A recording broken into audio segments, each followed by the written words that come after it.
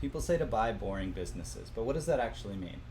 I'm Andrew from Exo Capital. We buy small software companies, and our most recent acquisition is OnSkedge. And it's, I would consider, a pretty boring app. It does scheduling. It's mostly in healthcare, so healthcare scheduling. That to me, I think, is a very niche example of something that is a little bit boring, something that might get overlooked, but something that's extremely common. And I had to go to the Wayback Machine to show you what it looked like while we acquired it. So this is what we were looking at while we were buying the business.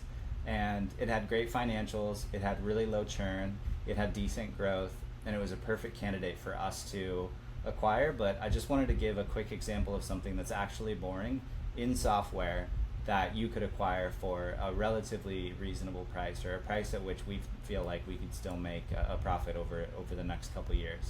So one of the difficulties when you're looking at buying something quote unquote boring is you have to look at this and say, like, okay, these little robot guys look a little bit dated, this like purple's a little dated, this black is a little dated, the whole website's a little bit dated. You log into the product, and oftentimes the landing page is the nicest part of the application, and that certainly is true for OnSkedge.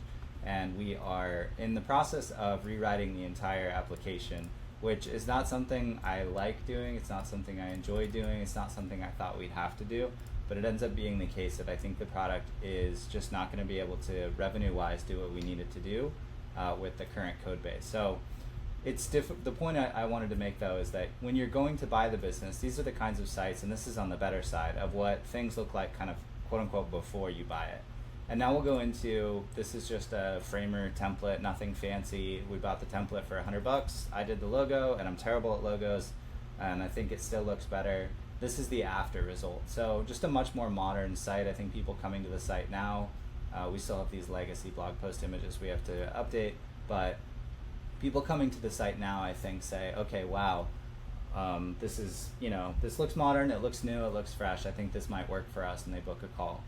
But you might ask, okay, so we're rewriting the site, we're rewriting the API. The product is an API, so we're rewriting this thing from scratch. Why buy the thing? And one of the reasons is it's been around for over almost a decade now, and it's done over 22 million appointments. So what we're really buying is these great customers that have been around for a long time and really like the product, and it's already deployed. Developer tools tend to be really sticky, so low churn. Sometimes even an opportunity for net negative churn, where you essentially get some revenue expansion from your existing customers.